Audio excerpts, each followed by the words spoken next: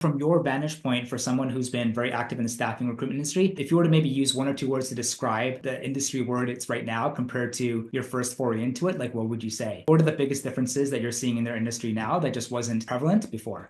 It's funny because, like, I mean, everybody talks about AI and is it going to replace us? Hmm. And I mean, when I first started, it was like everybody was worried about Monster.com, then everybody Mm. was worried about LinkedIn, and people like literally would not let their employees go on LinkedIn because they were so afraid of it. It's so similar because I feel like, people ask, like, how is AI changing recruiting? And I'm like, we've been having these conversations for 30 years, only just like fill in the blank in the technology. But one difference is there are so many competitors now. And maybe there were before, but you just didn't see them all over the place because you weren't online and you just didn't know what everybody else was doing like we do now. There were no resources then. I mean, we actually bought, do you remember those dummies books? Like the Mm. Oh guys, yeah. we actually bought How to Start a Temp Agency for Dummies. Oh my Wow. God, that's There you go. amazing. I hope you still have it, by the way. Maybe Oh, perhaps you framed it on the wall or something. out of print. I'm so bummed.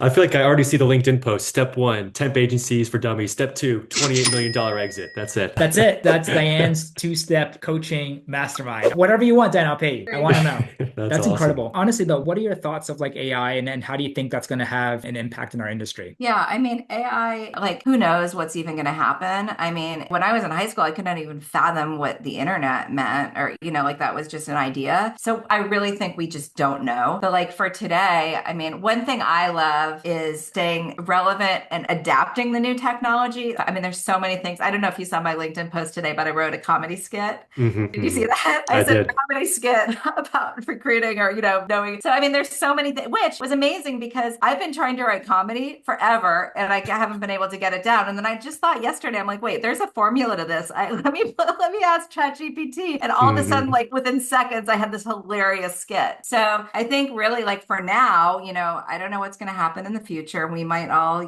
turn into robots and, singularity might come to, who knows, that could happen. But for today, I'm really enjoying using AI and tools that just to make our lives easier. And it also really does give small agencies a way to compete with the bigger agencies. And there's so many different startup tools now, like Juicebox for sourcing or, like Apollo instead of Zoom Info. And a lot of people who are starting agencies, they think that they need the expensive tools that are at a big agency or that they need. There's so many accessible choices. But one other thing is with your tech stack, I think that now a really important role to have is an engineer who can actually, whether it's fractional, if you're a smaller business, a fractional engineer who can help you to put together your tech stack and your automations and things like that, because that takes a long time. So you really do need someone to help you keep up with the technology. I think technology will play more of a larger role in our day-to-days for sure. But even kind of going back to what you said about the big guys, there are still enterprise, mid-sized, large agencies out there that are still doing everything manually, right? So they're still tossing around like paper resumes, still kicking it as if it's in the aughts or the 90s or 80s, and they're still crushing it. And so I love the fact that like the technology evens the playing field more for sure, especially for the young guys or for like the smaller teams. But like, my goodness, I mean, if larger companies can just dedicate a fraction of their resources to automation, like it could just, 10x their efficiency, right? But some of them are just too afraid of it, or maybe they're dubious and they're like AI and automation just doesn't have a place in our business. And if it's working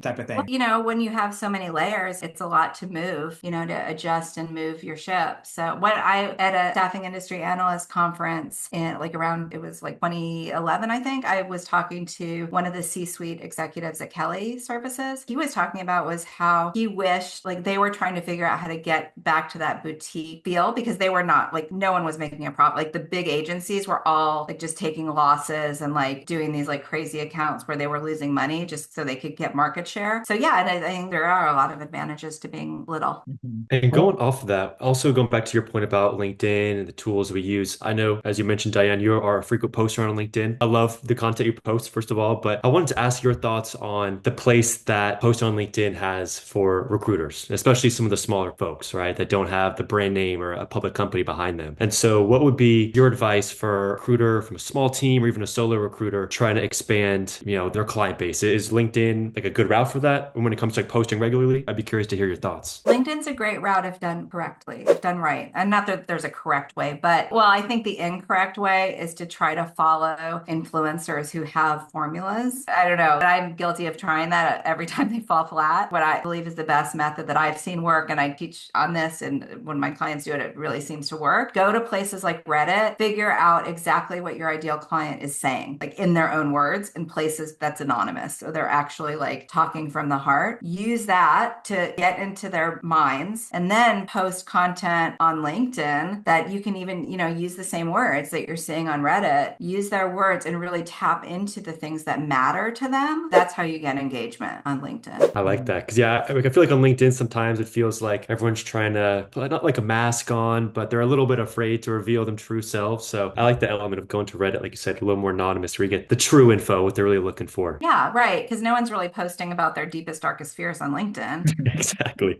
Yep. But Yep. if you can get to your clients' deepest, darkest fears, and then you can answer their questions on LinkedIn, that's where they're like, There you "Oh, go. reading my mind, How did Diane know that? Yeah. And then what happens is people start, like when I started that strategy, then people started emailing me questions. So now my team, A Team is my virtual assistant agency. And so my A Team, like we have an entire huge bank that we call Voice of Customer. So every time somebody asks me a question, we all record all of it. That's what we use to create content, is actually what our clients need to know.